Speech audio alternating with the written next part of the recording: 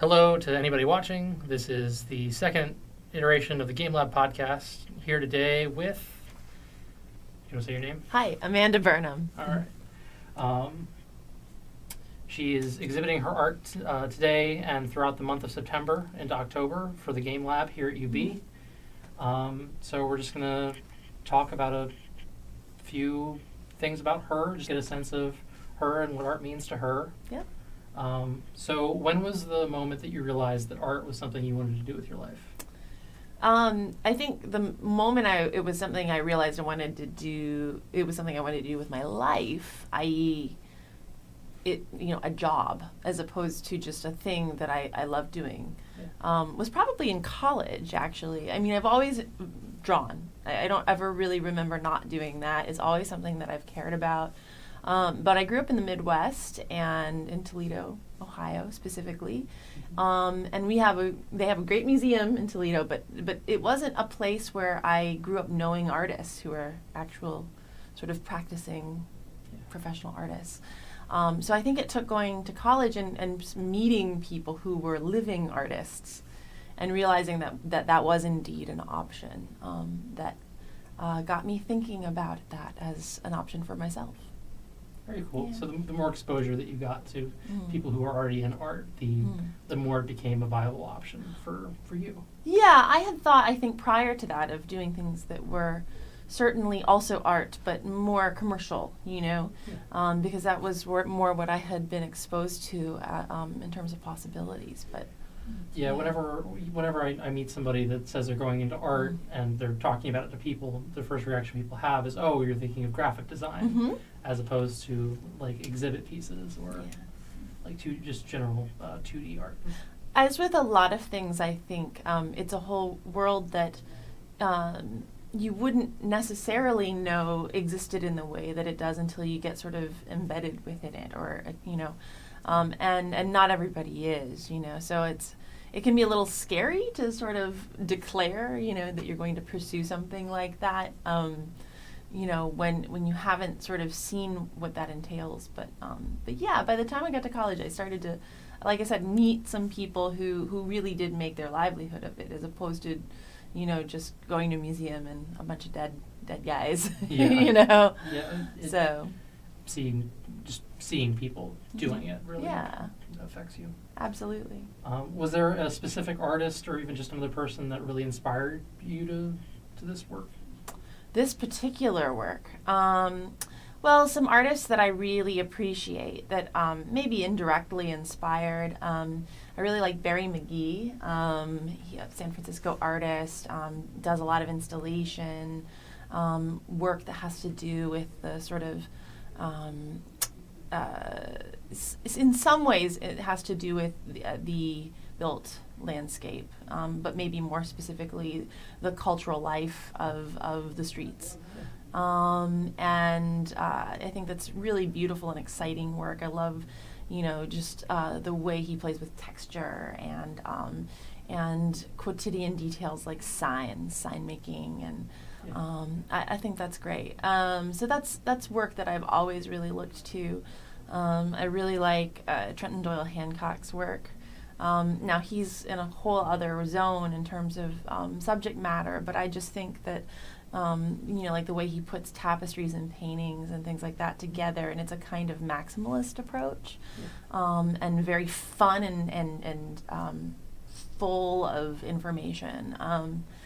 And then also, maybe someone like Red Grooms even, and he's an artist that I, has not, for a long time, was not really cool. He kind of fell out of mainstream favor, I think. But I'd always been really interested in that work and how it's put together. It kind of reminds me of stage sets or something, and certainly subject matter there too, life of the streets. Yeah. So what is the biggest challenge when going into making a piece of installation art? Like for from the outside looking in, my guess would be just visualizing how it's all going to fit together. But from your perspective, what is the hardest thing to sort of figure out about it before going in? I think the hardest thing is just that you can't plan everything ahead of time. And the more I do it, the more I'm comfortable with that.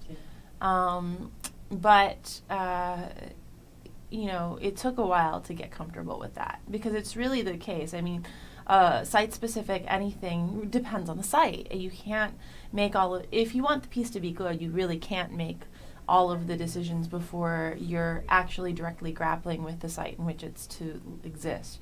And for the type of work I make, and usually for the venues that I'm showing it, it's not possible for me to, have months and months or even weeks and weeks to put something together. It's I have the amount of time that I need to do it, but it's not luxurious amounts of time to kind of do a lot of trial and error. And so I learned kind of early on that any over planning I did in my studio would most likely have to be chucked once I got into the space itself, and to sort of embrace that spontaneity, rather than in feeling like it was a liability or a problem. Letting it add something to your art as opposed to like restricting you to what you've already sort of planned out. Yeah, once I started to kind of own the idea that there is a real improvisational aspect to this work, it got to be fun as opposed to scary. Yeah. And so that's always an element that, going into it, it's always like, okay, what's going to happen? And I know certain things. I know things like, oh, this is the color scheme I'm going to use. I'll pre-make a lot of the drawings. And have a lot to choose from, like making a collage on a smaller scale, really. Yeah. But it's, it's still very spontaneous, and there's still that sense of like, how's it going to go this time, even with some parameters in place. But once the process gets started, it's as natural as making something on a much smaller scale. It's really just still a drawing. That's really great. Yeah, and it's a lot of fun.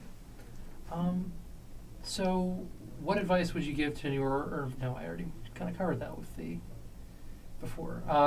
Where's the coolest place that you've ever gotten to exhibit your art, that you'd say? Oh gosh, coolest place. Well, I've gotten to exhibit at a lot of really cool venues. I think the coolest thing that I ever got to do was a show I did actually here in Baltimore. A couple of years ago, 2015, in a space called EMP Collective. Mm-hmm. Do you know the space? I'm not familiar with that specific space. Mixed-use art space, and EMP Collective is a group of mostly theater artists who came together some years ago to produce, all manner of usually mixed media arts kind of endeavors, avant-garde theater, but also in performance, but also art exhibitions and music and all kinds of other things. But they have this great former department store space down on Baltimore Street, big, beautiful, open street front space that's somewhat raw, but the rawness is extremely appealing to me as well. And I had about 2,500 square feet of their space to play with, and I got to be there for a month installing just day and night. So I got not only this huge space with a lot of character and history, but also a lot of time to just fill it. So that was very cool. I'm looking forward also, I haven't done this yet, but in spring 2018, April, I believe, I'm going to be doing a project for Cultural DC that's going to be a piece in a mobile gallery made out of a shipping container. That's interesting. Yes, they're going to do a whole gallery series with different artists mounting exhibitions in a gallery that's in a shipping container that they're going to move to different parts of the city. And I'm very excited about that as well. I think that's a very creative way to sort of handle that. I wouldn't personally think to use something like that to host a gallery, but when you think about the amount of space that you have in a shipping container, sure. That's well, and it's cool because it's an actual fully outfitted gallery within the space. Yeah. There's going to have drywall and lighting and all of the usual stuff but it's kind of a different way of thinking about site specificity, Absolutely. right? Because it's going to get to go to these other different parts of the city, and it's going to have a kind of permeability and just by its very nature. So I think that's going to be a kind of fun experiment. Well, it's very cool. Yeah. That concludes my questions for you. Ah. Don't want to keep you in here for too long. Oh my! Well, no, it's my pleasure. Thank you very much for your time. And that ends this week's GameLab podcast. Well, thank you for having me.